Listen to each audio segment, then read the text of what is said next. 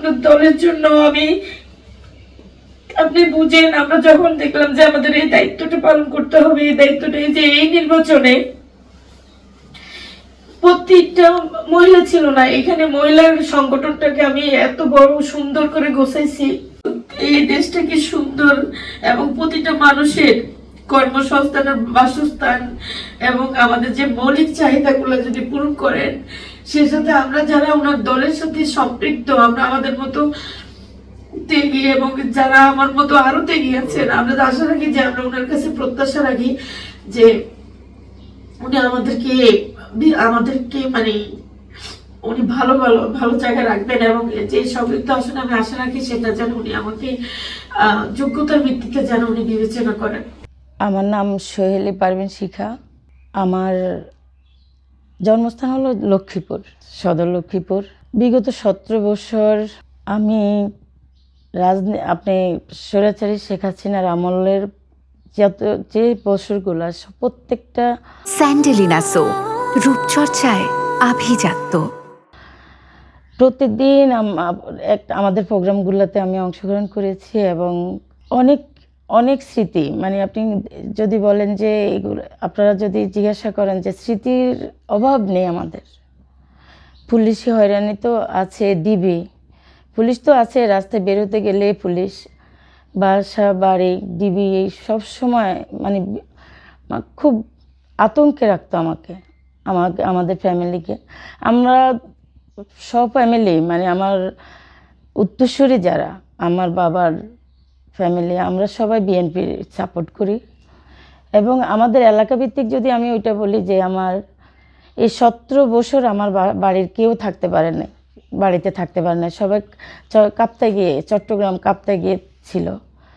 আর আমি এখানে যে অবস্থায় আমি এখানে রাজনীতি করেছি ঢাকাতে, সেটা যদি বলতে যাই, এই এলাকায় আমি 98 সাল থেকে এই এলাকার রাজনীতির সাথে যুক্ত। আমি যখন এখানে স্থায়ীভাবে বসবাস শুরু করি 2000 সাল থেকে আমার এই বাসায়, অনেকবার আমার বাড়ি ঘেরাও দিছে, আমাকে হ্যাস্ত ন্যস্ত। আমার বাচ্চারা ছোট ছিল, আমার একটা বাচ্চার বয়স ছিল 7 বছর আর একটা বাচ্চার বয়স ছিল 9 বছর। আমি আসলে কি বলবো, আমার এই বাচ্চা দুইটা নিয়ে আমাকে অনেক হেনস্থ করছে, মানে একটা মিথ্যে এক বাড়ি ঘেরাও দিছে, এখানে সাংবাদিক আনছে, ওসি সাহেব আসছে।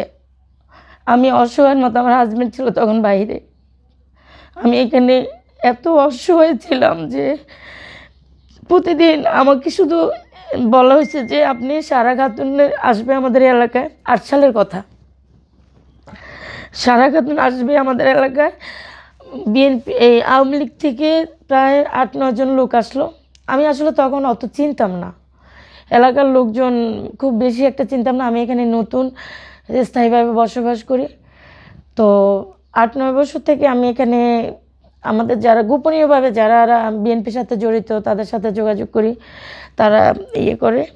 কিন্তু আমার বাচ্চারা যখন খুব ছোট, এরা আমার বাড়ি ঘেরাও দেয়। আমাকে শুধু বলা হয়েছে সারা খাতুন আসবে আজকে আমাদের এই যে এখানে ক্লাবটা আছে, একটা ক্লাব আছে আমাদের, ওই সারা খাতুনের সাথে আপনাকে কাজ করতে হবে। তখন আমি বলছি আচ্ছা আমি জানাবো। ঠিক এর পরবর্তীতে 2 দিন পরে আজিজুল বাড়ি হেলাল ভাই আমাদের 8 আসন থেকে তখন নির্বাচন করেন। তো আমাকে এই এলাকার কিছু বিএনপির লোকজন আমাকে বলতেছে আপা আপনি তো বিএনপি করেন, ভাইয়ের ওয়াইফ আসবে, আপনি আসেন, এই 9-10টা বাজে আসবে এখানে ক্লাবের সামনে। তো আমি ক্লাবের সামনে আজিজুল বাড়ি হেলাল ভাইয়ের যখন ওয়াইফ আসে তখন আমি যাই। ঠিক 11 সালে 8, 9, 10, 11 ওরা ক্ষমতা আসলো, আওয়ামী লীগ ক্ষমতা আসলো। আসার পরে 11 সালে আমার এই বাড়ি ঘেরাও করে। আমার 2টা বাচ্চা, আমি অসহায়ের মতো, আমার হাজব্যান্ড ছিল তখন বাইরে,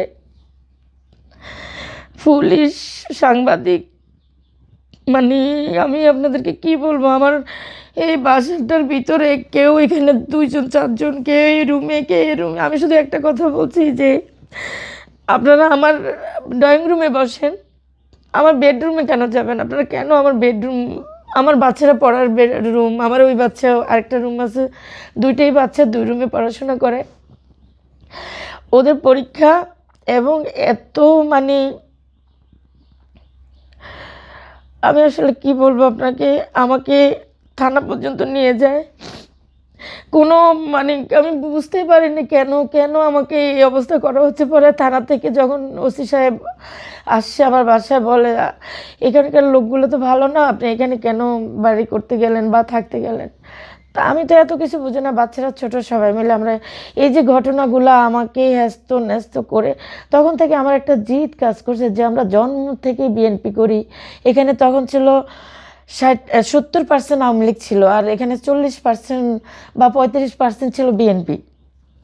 একটা মহিলা, এই যে আমি যে কাজ করছি, আমি 17 বছরের, আপনাকে বলতে গেলে আপনাদের অনেক সময় নষ্ট হবে, কিন্তু আমি একজন মহিলা এখানে লড়াই করছি। একজন মহিলা, একটা মহিলা আগেও না, আমি যে জানা এখানে আসার বসবাস করার আগেও কোনো মহিলা এখানে রাজনীতি করে নাই, বের হয় নাই। তো আমি যখন শুরু করলাম, আমি তো 2001 সালের থেকে এখান থেকে শুরু করি, 2001 এই বাড়ি থেকে। হ্যাঁ, হ্যাঁ, আমি 1 সাল থেকে এখান থেকে শুরু করি। তো আমি রাজনীতি শুরু করে, আমি লিটন চেয়ারম্যানকে আপনারা চিনেন জানি না, এখানকার প্রতিষ্ঠাতা, বিএনপির সভাপতি। সর্বপ্রথম ওনার সাথে আমার পরিচয় হয় আমার বাচ্চাদের প্রয়োজনে। যেমন উনি ছিলেন চেয়ারম্যান, উনি কিছু কাগজ প্রয়োজন ছিল, আমি ওইভাবে যখন জানছি যে উনি বিএনপি চেয়ারম্যান, তখন থেকে আমি ভাইয়ের সাথে যোগাযোগ ব্যবস্থা করি, যোগাযোগ রক্ষা করি। আমি একটু 2018 সালেও যাই। আমি 2018 সালে জাতীয় নির্বাচনে আমি এখান থেকে নমিনেশন ফর্ম উঠাই। আর আমি আমাদের এখন বর্তমান প্রধানমন্ত্রী, আমাদের চেয়ারম্যান, জাতীয়তাবাদী দলের চেয়ারম্যান তারেক ভাই আমার দুইবার সাক্ষাৎকার নেন। এখানে আমাদের সাথে, আমাদের এই এলাকা থেকে যে কয়েকজন নমিনেশন দাখিল ফর্ম উঠিয়েছেন, আমিও উঠিয়েছি। আমি কাজ করেছি এখানে। তখন তো মনে করেন একটা মানে খুব কঠিন অবস্থা ছিল। 18 সাল, 20 সাল, 15 সাল ম্যাডামের বালুর টাক যখন করে তখন। আর 2020 সালে যখন আমরা নমিনেশন, সিটি কর্পোরেশন নির্বাচন হয়, তখন আমি একক প্রার্থী, আমার এখানে কোনো প্রার্থী ছিলেন না। আমাকে আসলে আমরা যে পরিস্থিতি দিয়ে রাজনীতি করছি সেটা ভয়াবহ অবস্থা। আমি যখন যে এলাকাতে পোস্টার টাঙ্গানো, আমাদের পোস্টার লাগাতে গেলাম, সেখানে ছিঁড়ে ফেলে, আমাদের লোকগুলোকে মারামারি করে, মারতেছে। মানে এইগুলো আসলে খুব কঠিন অবস্থা দিয়ে, তারপর আমি আপনাদেরকে একটা কথাই বলবো, আমি বিপুল পরিমাণ ভোট পেয়েছি এখানে। আমার সাথে আমি এখানে 2টা শুধু ওয়ার্ডে মানে বিপুল পরিমাণ ভোট পেয়েছি। এই ওয়ার্ডটা যে হাবিব হাসান এখানকার এমপি আওয়ামী লীগের, ওখানে আমরা আসলে সব কেন্দ্রগুলো যেতে পারি নাই, আনতেও পারি নাই। ওখানেও আমি অনেকের চেয়ে, মানে আমি আমার দলীয় ভাইদের চেয়ে প্রচুর ভোট পেয়েছি এখানে। আর আমাদের অবস্থা তো মনে করেন, আমাদের হুমকি দুমকি, আমাদেরকে নির্বাচন না করার জন্য এখানে আমাদের যে আওয়ামী লীগ থেকে যে কাউন্সিলে নির্বাচন করছে, ওনারাও আমাকে অনেক ফোন করেও বলছে, আবার এমনিও বলছে যে আপনি কাজ করবেন না, আপনাদের এখন কাজ করার কি প্রয়োজন, আমরা তো মনে করি না। আর অনেক অনেক ধরনের কথা, যেটা আমি অনেক কথা মহিলারা বলতেও পারে না, এমনও কথা বলছে যে আমাকে উঠাই নিয়ে যাবে, যে আপনি যদি নির্বাচনে নামেন আপনাকে উঠাই নিয়ে যাব, যদি আপনি তারপরও নির্বাচন করতে চান করেন। আমি বলছি আপনারা কি করবেন সেটা আপনাদের ব্যাপার, আমি নির্বাচন করব। এখানে আমি আমার একটা দলের প্রতিনিধি হিসেবে কাজ করতেছি, এটা আমি কোনো ব্যক্তি হিসেবে কাজ করি না, আমার জন্য না। আমি একজন প্রতিনিধি বাংলাদেশ জাতীয়তাবাদী দলের, সেই হিসাবে আমি কাজ করতেছি। আমাদের জাতীয়তাবাদী দলের চেয়ারম্যান, বর্তমান প্রধানমন্ত্রী, উনি বলছেন ত্যাগীদের, যারা ত্যাগ স্বীকার করছে দলের জন্য, তারাও অবশ্যই সামনে থাকবে। ওনার পরিকল্পনা, ওনার ধ্যান ধারণা এটাই যে যারা বিগত দিনে 17 বছর রাস্তায় আন্দোলন সংগ্রামে অংশগ্রহণ করছে তারাই থাকবে। তো আমি ওনার কাছে একটা কথাই বলবো যে উনি আমাকে চিনেন, জানেন, আমি খুব ভালো করে জানি যে আমাদের চেয়ারম্যান, বর্তমান প্রধানমন্ত্রী, উনি আমাকে খুব ভালো করে চেনেন, কারণ উনি আমার ফ্যামিলির দিকে খুব যখন করোনা একটু বলেনি, যখন করোনা শুরু হলো 2021-20 সাল, আমার হাজব্যান্ড খুব ভয়াবহ অবস্থা, করোনা আক্রান্ত। তখন উনি আমাকে আমাদের বিএনপির পক্ষ থেকে ডাক্তার হইতে শুরু করে, অক্সিজেন হইতে শুরু করে, হাসপাতাল নেওয়া হতে শুরু করে, উনার নির্দেশে আমার এই আল্লাহ হায়াত দেওয়ার মালিক, কিন্তু আমার হাজব্যান্ডকে বাসার থেকে ওনারা নিয়ে গেছে, মানে আমি নিতে হয় নাই। আমার এখানে যত প্রয়োজন আমার বাসার জন্য সব কিছু উনি বিয়ার করছেন। তো আমি ওনার কাছে একটা কথা আবেদন রাখবো, এবং আমি বিগত ছাত্রদল করে আসছি 1989 সালে, লক্ষ্মীপুর কফিলুদ্দিন ডিগ্রি কলেজ, সদর লক্ষ্মীপুর। ছাত্র সংসদ নির্বাচন করেছি আমি 1991 সালে, হেলাল বাবুল পরিষদ, লক্ষ্মীপুর সদর লক্ষ্মীপুর থেকে। তো ছাত্রদল করা আমি, সেই অনেক আগের ছাত্রদল করা আমি, এবং ম্যাডামের সাথে আমি আমার স্মৃতির কথা বলে বোঝানো যাবে না। 1990 সালে 19শে অগাস্ট ম্যাডাম আমার কাকার বিয়েতে আসছেন, আমি তখন মাত্র ছাত্রদল করি। তখন ম্যাডামের সাথে আমার এইভাবেই কথা হয়, এই যে যেরকম আজকে আপনাদের সামনে বসি, ম্যাডাম অপোজিটে, আমার কাকার বিয়েতে আমি ওনাকে 5 ছুঁয়ে সালাম করি। ওনার দোয়া এবং ওনার সাথে আমি গুলশান কার্যালয়ে নামাজ পড়েছি, তারাবির নামাজ। আমি বিএনপির একজন নেত্রী, দুঃসময়ের নেত্রী।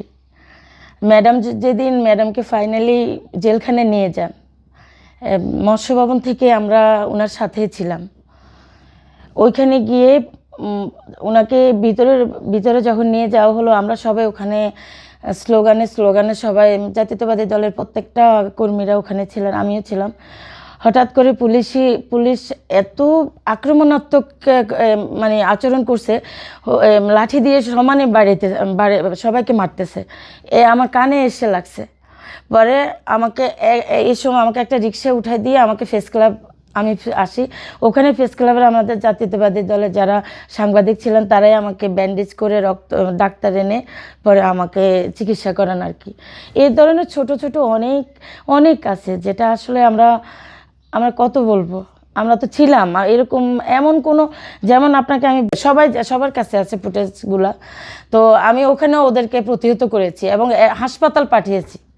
হাসপাতালে ওই যুবলীগের ছেলেদেরকে আমি হাসপাতাল পাঠিয়েছি, আমাকে আহত করছে এবং আমিও আহত করছি, এরকম অবস্থান হয়েছে ওখানে। যে বালুর ট্রাক যেদিন ম্যাডামের অফিসের সামনে দেওয়া হলো, সেদিন আমরা ওখানে এরকম অবস্থানে ছিলাম। আমাদের প্রত্যেকটা একটা মহিলাকে বাঁশ দিয়ে এমন মারছে, তখন আমাদের আর সহ্য হয় না, আমরা সবাই মিলে আপনার দলের জন্য আপনি বুঝেন, আমরা যখন দেখলাম যে আমাদের এই দায়িত্বটা পালন করতে হবে, এই দায়িত্বটা এই নির্বাচনে প্রত্যেকটা মহিলা ছিল না এখানে, মহিলার সংগঠনটাকে আমি এত বড় সুন্দর করে গোছাইছি। মানবাধিকার সংস্থা থেকে আমরা কাজ করতেছি, বস্তি পরিদর্শন, এবং ছোট ছেলেকে যেমন এই খালি জায়গাটা এখানে আমি পড়ালেখা করাই, বিনা পয়সায় আমি খাবার দিই। মানে দলের জন্য কোনটা ভালো হবে প্রতিনিয়ত এটাই এখনো চিন্তা করি, কিছুই পাওয়ার কোনো চিন্তা নাই আমাদের, মানে আমরা কি পাবো আসলে এটা আমরা জানি না, তারপরে আশাটা রাখি। আমি 17 বছর, আমি আগের কথা বাদে দিলাম, আমার ছাত্র জীবন আমি নাই বা বললাম, কিন্তু এই 17 বছর এই এলাকায় আমি একটা প্রোগ্রাম মিস করি নাই। আমার প্রত্যেকটা প্রোগ্রাম আপনাদের অনলাইন সব কিছুতে আছে, এবং আমি এই দলের জন্য শুধু যে কাজ করে গেছি রাজপথে সেটা না। আমি 2016 সালে আমার সদর লক্ষ্মীপুরে আমি আমার টিম নিয়ে পর্যবেক্ষক হিসাবে কাজ করেছি, সদর রামগঞ্জ, রায়পুর, রামগতি, এবং আমার এলাকার এনিবাই প্লাস আমার আরেকজন এমপি আবুল খায়ের ভূঁইয়া, উনি অবগত, ওনাদের মাধ্যমে আমি ওখানে পর্যবেক্ষক হিসেবে কাজ করেছি। 2015 সিটি কর্পোরেশন নির্বাচন, আমাদের এই এলাকা তখন সিটিতে পড়ে নাই, তাবিদ আউয়াল তখন মেয়র নির্বাচন করতেছে। আমি আমার পর্যবেক্ষক টিম নিয়ে আমি বুথে ঢুকে আমি এগুলো মোকাবেলা করেছি আওয়ামী লীগের সাথে, এবং আমার সাক্ষাৎকার আছে, আপনারা বাংলা ভিশনে আমার কাছেও আছে, সাক্ষাৎকার আছে। আমি নারায়ণগঞ্জ সিটি কর্পোরেশন পর্যবেক্ষক হিসাবে কাজ করেছি এবং দলের সাথে প্রতিদিন এখান থেকে নারায়ণগঞ্জে গিয়েছি, কুমিল্লা। আমি সাক্ষ্য ভাইকে চিনেন আপনারা, যখন মেয়র নির্বাচন করে আমাদের শহীদুদ্দিন চৌধুরী অ্যানি ভাই আমার এলাকার সংসদ সদস্য, মাননীয় মন্ত্রী, উনি তখন আহ্বায়ক ছিলেন।